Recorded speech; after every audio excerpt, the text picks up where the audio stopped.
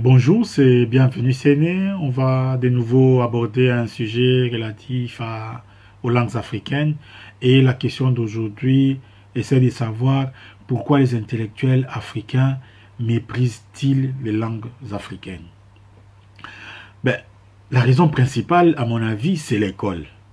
Donc, l'école a non seulement interdit l'usage des langues comme langue d'enseignement ou matière à enseigner, mais elle les a bannis. L'école a banni les langues africaines.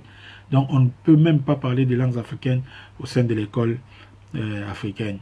Donc l'école n'enseigne ni les savoirs, ni les savoir-faire, ni les savoir-être, ni les savoirs propres appartenant à la culture de l'élève.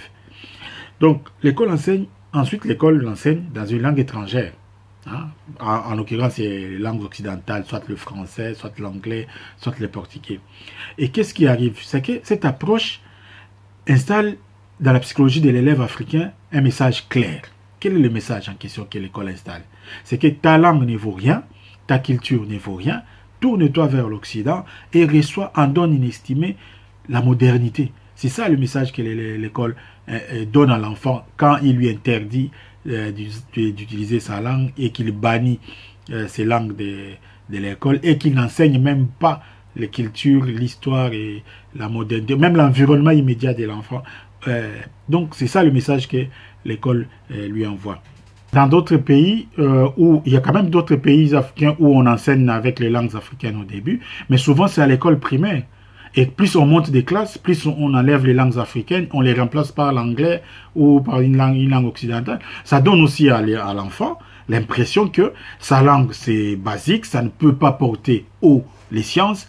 Et donc l'intellectuel africain, plus il monte, même celui qui a appris en Tchétchouana ou en Zoulou au début, comme il a migré vers l'anglais, bon, il a l'impression que bon, les Zoulous et les Tchétchouana ou les Tchétchewa, c'est bon pour aller cueillir, ramasser les fruits, prendre les maniocs sous terre. Ce n'est pas fait pour de l'informatique ou pour faire la neurochirurgie.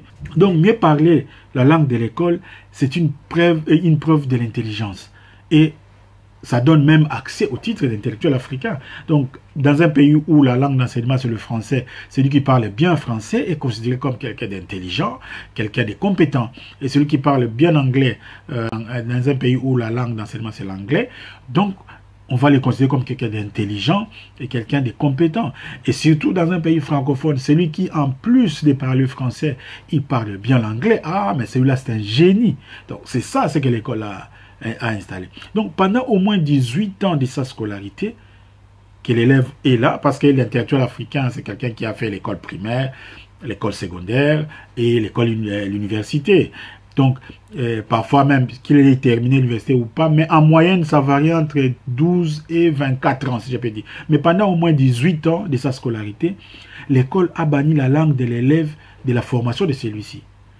Et donc, l'école lui apprend les savoirs véhiculés dans les langues européennes, comme nous avons dit tantôt. Donc, pendant 18 ans, sa langue, sa culture, son milieu sont bannis de la formation.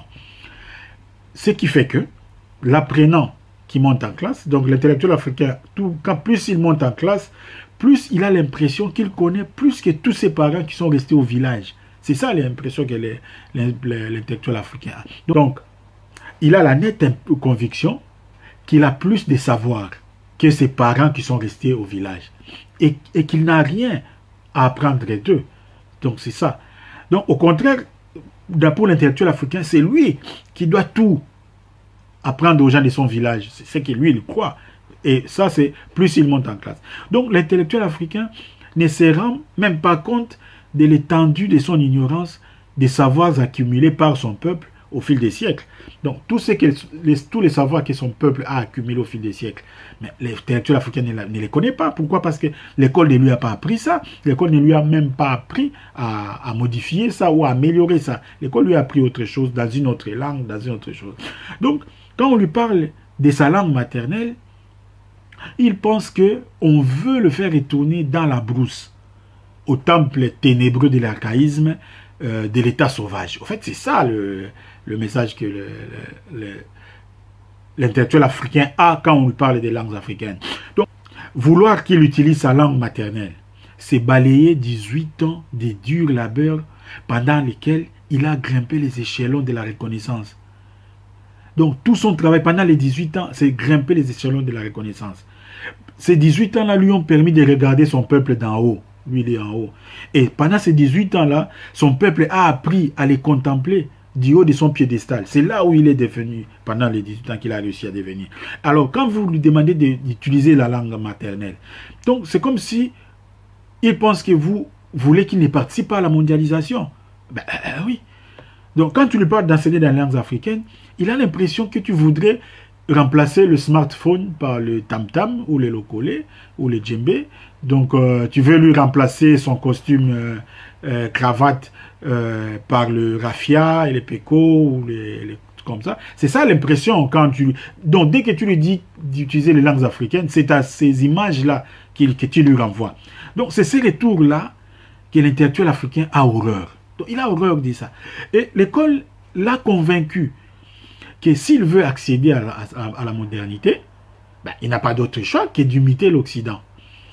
Il n'a pas à se tracasser, il n'a qu'à apprendre la langue occidentale. Tous les savoirs qui sont produits dans cette langue, ben, il pourra les utiliser. Il n'a même pas besoin d'être créatif. Les autres s'en chargent, ils le font pour lui. Donc, c'est un peu ça. Mais voilà, c'était un peu long aujourd'hui. C'était un sujet un peu important que je voulais aborder avec vous. Donc, vous pouvez toujours nous suivre sur notre page YouTube, Senemongaba, ou sur notre page Facebook, toujours Senemongaba, ou sur Lisa Poyakama. À la prochaine. Merci. Au revoir.